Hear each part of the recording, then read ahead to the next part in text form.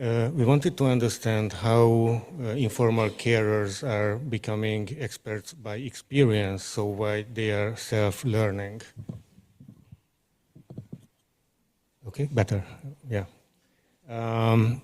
So we approached informal carers, and we were able to invite for participation 22 current or former informal caregivers, which means many of them were participating after they finished their active care.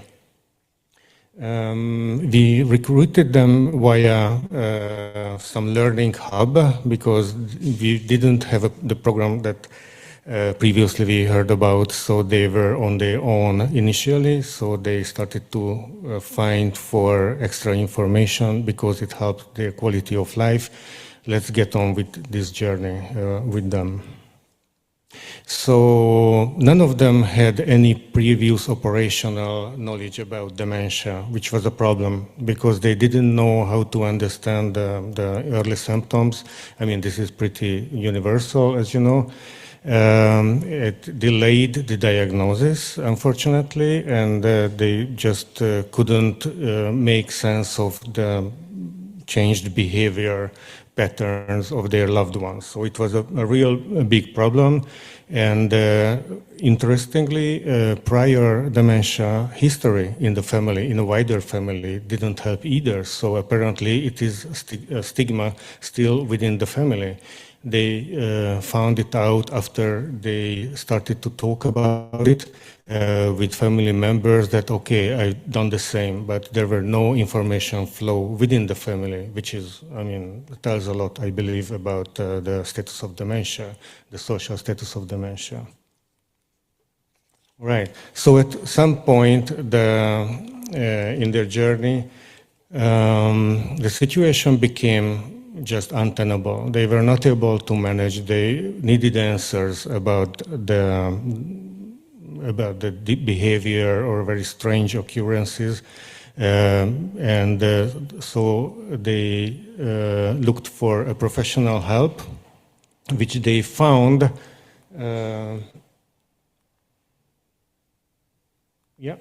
which they found in a medical profession, so in healthcare. Interestingly, the diagnosis of dementia brought both certainty and uncertainty for them because, on one hand, now it has a name, they know what they are facing. On the other, it was obviously a very frightening prospect for them right from the beginning. And according to our participants, at least, the information the healthcare professionals provided were just not enough for them. It was very basic, it was very blunt, so it didn't help, and obviously early impressions, early information about dementia has a lasting effect because it gives you, it puts you into the trajectory, and it depends on your own empowerment, whether you are able to take back the control of your situation and not just drifting with this very frightening prospects, emotionally as well. On the longer run, it didn't change much, according to our participants again. They often find the medical doctors patronizing. They didn't get enough information. It was just not enough for them. They didn't really feel that they were given the appropriate time in the first place. They were not accepted or acknowledged as care partners, what Katalin was talking about, very important, and many of you probably know it. So at some point they realized that, okay, I need to look for additional information because I just can't get it from healthcare professionals. And I don't know about your societies, where you were coming from, but in Hungary at least, the dementia discourse is very medicalized. The doctors have a very high social status, so obviously they are the authority to talk about dementia. Obviously, I mean, and I want to emphasize it, exceptions existed, but predominantly they were very unsatisfied with the professional support they were given by healthcare professionals. Okay, so, I mean, we researchers always say they are expert of their own situation, right? This is how we give them respect, how we acknowledge their role.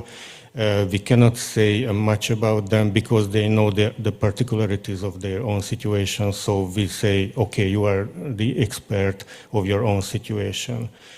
Obviously, we can look at it as, I mean, and I think it is gaining momentum across the field, that the experts by experience as a concept is, I think it's gaining momentum and respect and acknowledgement. So our caregivers started to look for information, which obviously were very patchy, very fragmented. They needed to validate that through their caring experience, and it was a trial and error method, really. So they made a lot of mistakes. They acknowledged, in particular, about validation, if you know the technique. So you are not arguing someone who is living with dementia, but just validate his views or her views about the current status. If I mean, usually they are older people. They are, I mean, expecting their parents long gone to show up. You don't remind them that they are dead already, because then they could go through the grief again, and this is very disturbing. So you just somehow validate, okay, they are coming later, or something like that. Yeah, so there were two main areas they were very interested in, surprisingly, about the pathology of dementia, because once they were able to imagine, I mean, some of them, they were able to picture the neurons, and surprisingly, how much? Thank you. They helped them to understand it better, curiously. Obviously, I mean, this is very hard science, the neurons and the plaques and everything, but somehow these simple things help them to understand what's going on. So it's about dementia as an illness here. But then also about the caring challenges, how to cope with it emotionally, how to cope with it, the identity transition, what can I expect in terms of symptoms, in terms of new challenges. I mean, there's a high level of uncertainty about dementia, as you know, so I mean, it all helped them to cope with, to feel some sort of control over their own situation.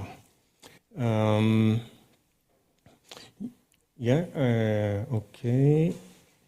I mean, we offer them the opportunity to identify as an expert. And since this is highly, I mean, they associate it with professional knowledge, so there were very few who actually identified as an expert by experience. So because it's, you know, very, very strict, thank you, very strict and very, to some extent, feudalistic area still, unfortunately. Okay. So it helped them to take back control, to manage the situation better, to anticipate the changes, to feel empowered. And even after they finished their active caregiving, some of them, in some cases, it was that the person living with dementia moved into a care home, and in other cases, sadly deceased. But it helped them also to cope with grief. And get back to, I mean, to another identity, going back to the labor market or whatever. So it helped them for this identity transition as well.